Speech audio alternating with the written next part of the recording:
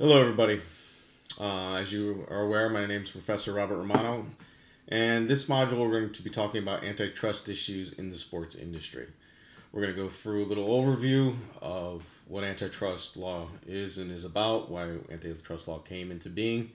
We're going to go over the federal baseball case, and then part two we'll wrap it up with the Curt Flood case. So, the Sherman Act, or 15 U.S.C. Section 1 through 7, was enacted in 1890. It was enacted to encourage competition in the marketplace while also condemning cooperation among competitors. All right, so the reason for the Sherman Act is to encourage competition while also condemning cooperation or conspiracies or illegal contracts. All right, because at this time in the late 1890s, there were a lot of trust or monopolies in place. So the federal government felt that they were in the best interest of the country. So they decided to enact the Sherman Act and other federal antitrust laws. Their intent was to end trust and illegal monopolies and their anti-competitive effects. There can be monopolies, just so you're aware. It's just the illegal monopolies that they were trying to end, and legal monopolies' anti-competitive effects. The Sherman Act was designed to keep goods at an affordable price. If there's only one competitor out there, if there's only one business producing, let's say, a computer, they can set the price of whatever they want.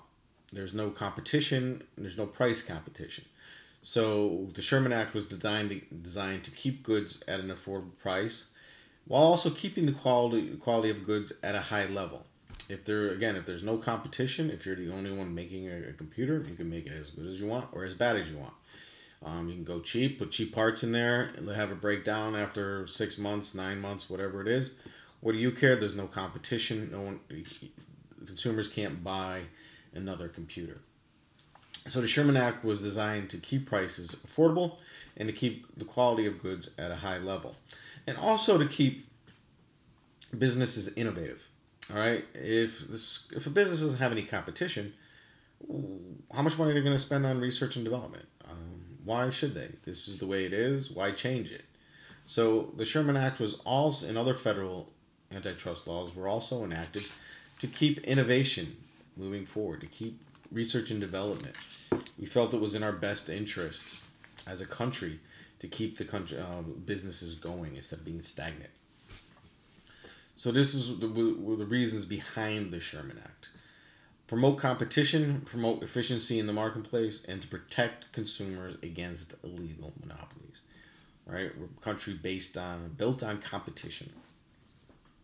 Right? Competition is capitalism at its best. Sherman Act, in order to show that a party has violated the Sherman Act, one must prove, and this is in a nutshell, this is basic, must prove basically three things: that there was a contract or an agreement between two or more parties, that contract itself was anti-competitive or an unreasonable restraint on trade. Not just a restraint on trade, but an unreasonable restraint on trade. And that the contract involved or had an effect on interstate commerce. So if you're suing someone for violating the Sherman Antitrust Act, you need to prove, in a nutshell, there's more to it than this, but these are the three basic components: that there was a contract, that contract was anti-competitive or was an unreasonable restraint on trade, and that contract involved interstate commerce. If it just affected interstate commerce or intrastate commerce, then it doesn't fall under the Sherman Act. It may fall under a state act similar to the Sherman Act, but it doesn't fall under federal Sherman Act, under the federal Sherman Act. All right, so those are the three basic components: contract, anti-competitive, effect on interstate commerce. After the Sherman Act was enacted, roughly 25 years later, the Clayton Antitrust Act was implemented, or the Clayton Act. And this strengthened, part of the Clayton Act strengthened the Sherman Act, because this law provided that when a plaintiff proves that there has been a breach of the Sherman Act, the plaintiff, are entitled to damages, and those damages are tripled or trebled. Okay? So the Clayton Act added teeth to the Sherman Act by providing for treble damages. So if the jury came back and awarded $1 million outside of the jury, the court would automatically treble that damage award, and the plaintiff would be entitled to $3 million. Major League Baseball, yes, MLB, is the only sports property which has an antitrust exemption. They're exempted from antitrust litigation. They can be sued for violating the antitrust order, but they would just file a motion to dismiss, saying we have an exemption. It was given to us back in 1922 in a case entitled Federal Baseball versus the National League. This is one of the cases I wanted you to read. And Federal Baseball versus the National League is about the reserve clause. All right, the reserve clause that was found in every Major League Baseball contract up until Federal Baseball sued the National and American League. All right, and the reserve clause is, in some form, is still within player contracts to this day, but in some varied form, in some version of the original reserve clause. The original reserve clause was Article 18 of the contract, which stated, and I quote, "The party of the first part shall have the right to the reserve the said party of the second part for the season next ensuing the team mentioned in paragraph 2, provided that the said party of the second part shall not be reserved for salary less than that mentioned in the 20th paragraph herein." Crystal clear what the reserve clause was, isn't it? Yes, the party of the first part shall have the right to reserve the said party of the second part. What that means,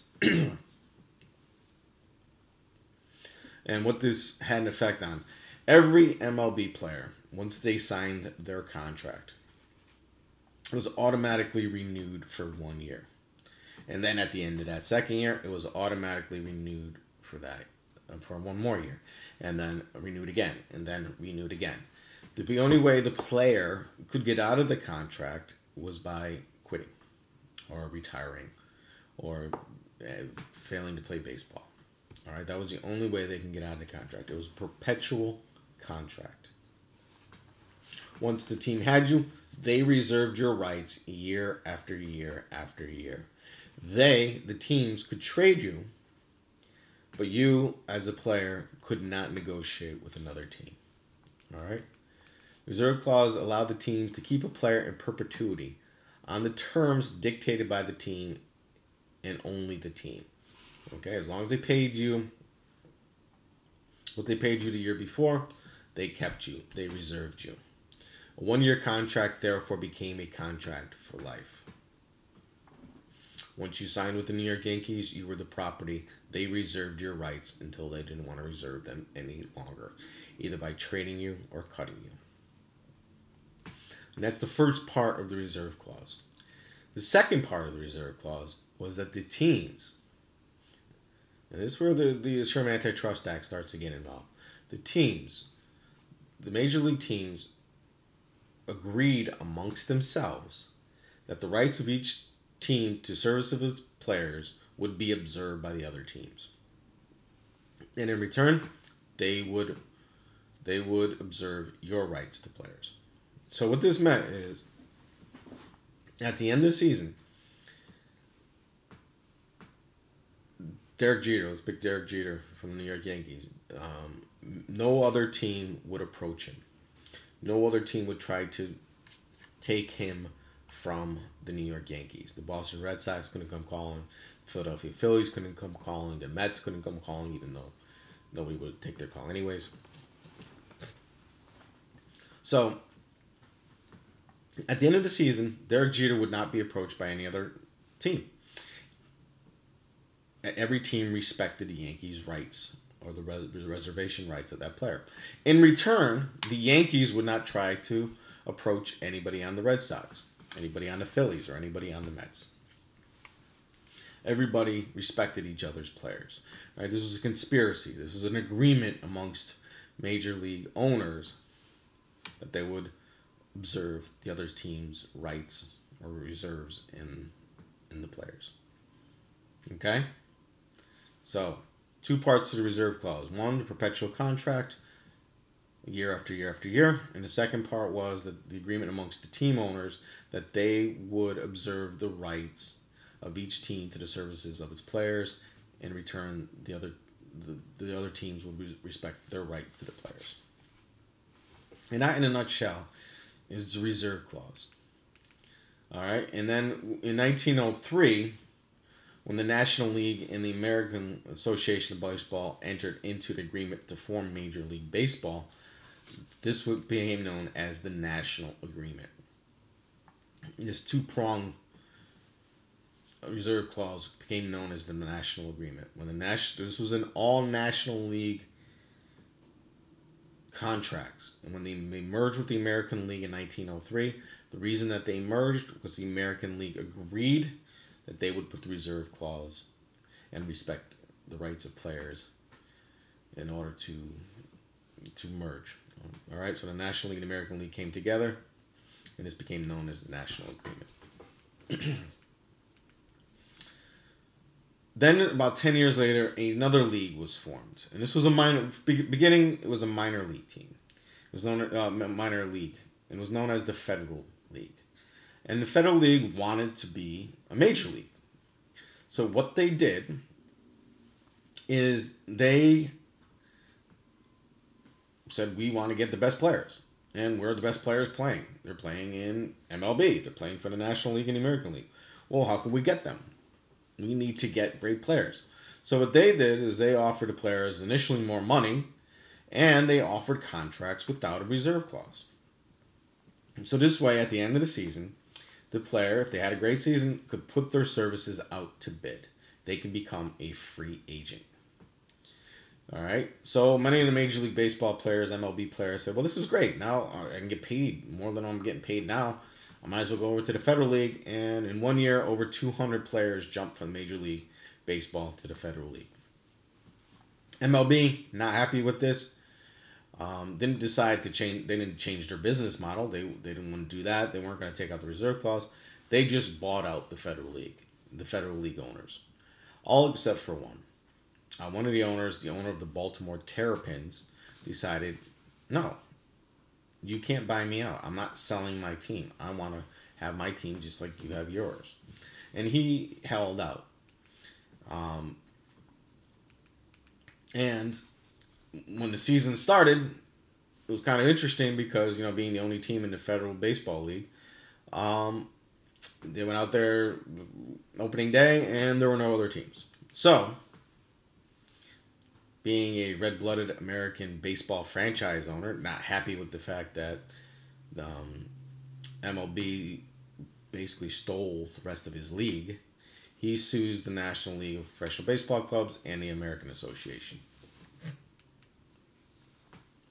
The case, in reality, had nothing to do with free agency or player mobility. This was just one owner suing the other league, but it ended up being about the reserve clause, okay? And the owner of the Baltimore Terrapins, he had to prove that, in order to win this antitrust case, he sued Major League Baseball for violating the Sherman Antitrust Act. And in order to show that, he had to prove that there was a contract between two or more parties, that baseball had an effect on interstate commerce, and that the reserve clause was anti-competitive. Okay? Now, think about this. He had to prove this. The owner of the Baltimore Terrapins had to prove that Major League Baseball was violating the Sherman Act by having a contract between two or more parties that baseball had an effect on interstate commerce, and the reserve clause was anti-competitive. Let's think about this. Who's the contract between? This reserve clause. Who was the contract between? Most part, people say it's between the player and the team. No.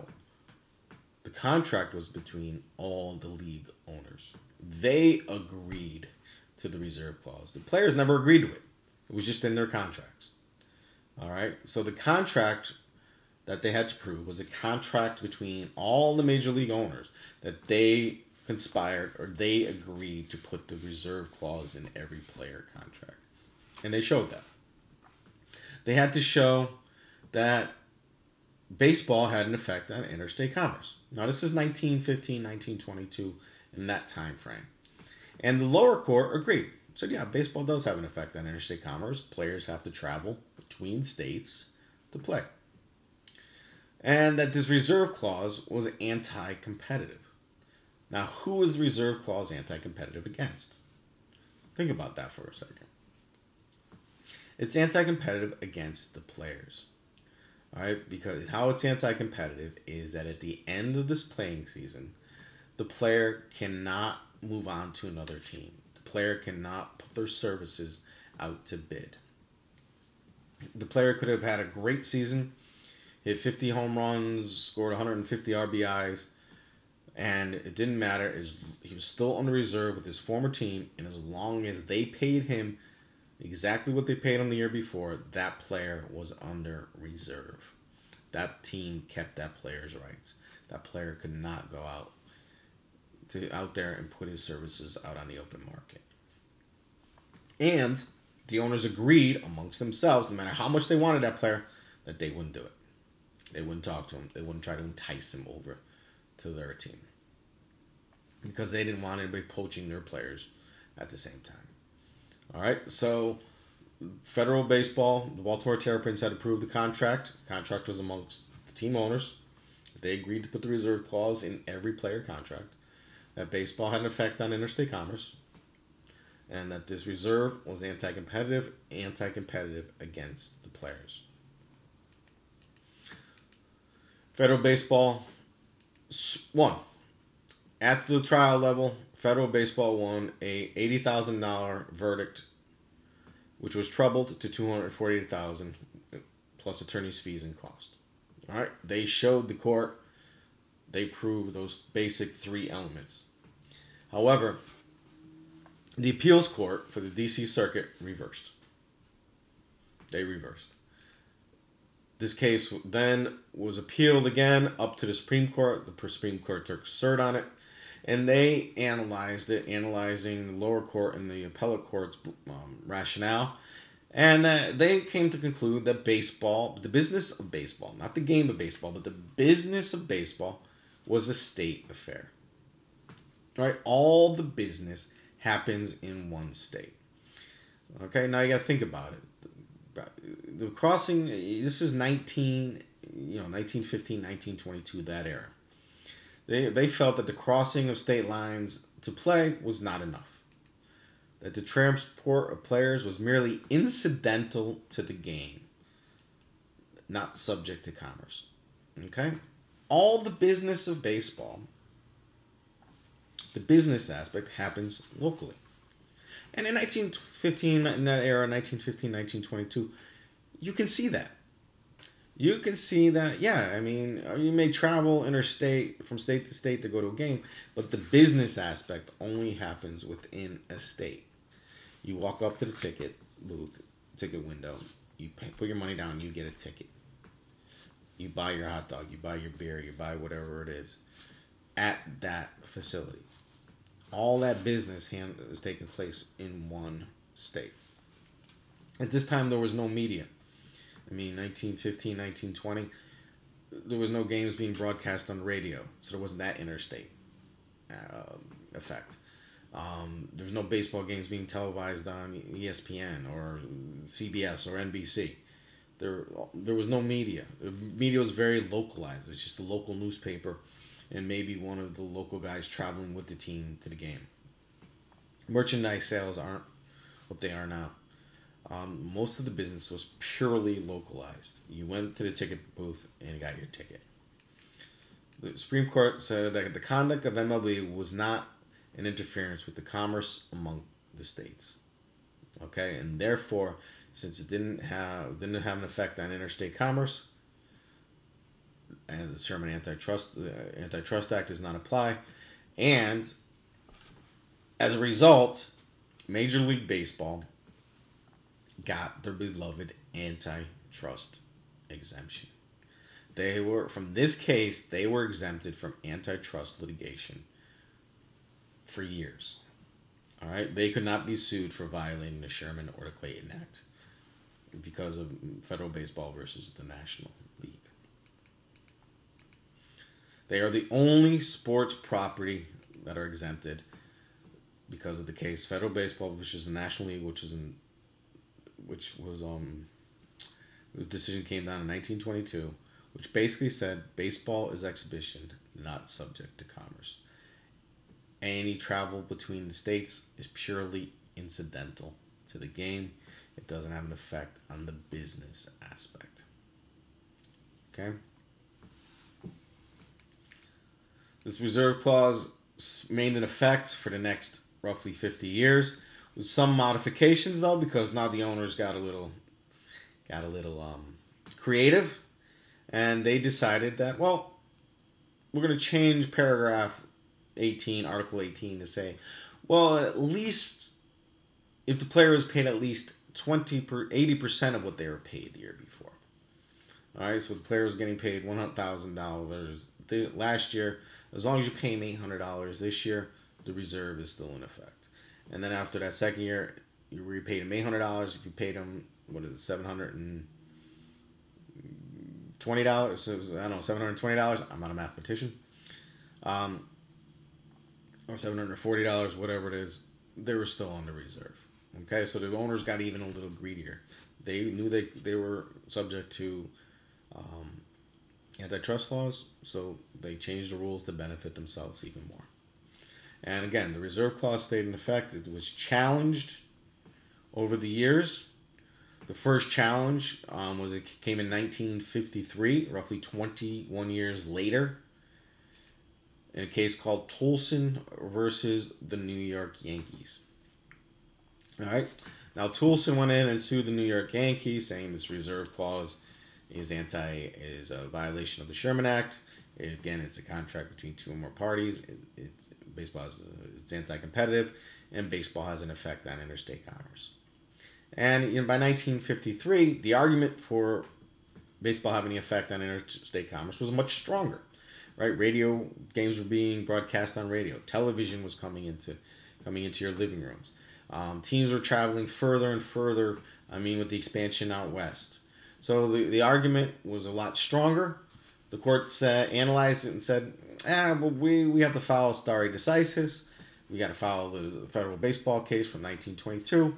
We're not going to change the law. We're going to let MLB keep their antitrust exemption. If you want to change it, that's up to Congress. You have to go to Congress. They're the only ones that can change this law. We're not going to overrule ourselves. Okay? Now, this continued on until 1970 with the Kurt Flood case. And that'll be another challenge to the reserve clause. But we're going to take that up in part 2. Okay? So, briefly, to recap, the Sherman Act was implemented around 1890. It was to promote competition and curtail conspiracies or agreements to keep business flowing, right? Was in effect to curtail trust, to curtail illegal monopolies that had an effect on interstate commerce. All right? We wanted to keep prices competitive. We wanted to keep quality of goods strong, and we wanted to keep companies innovative. We wanted to keep moving forward. We didn't want stagnant companies. This is what the core government at the time felt, that this was in the best interest of the American public. Okay.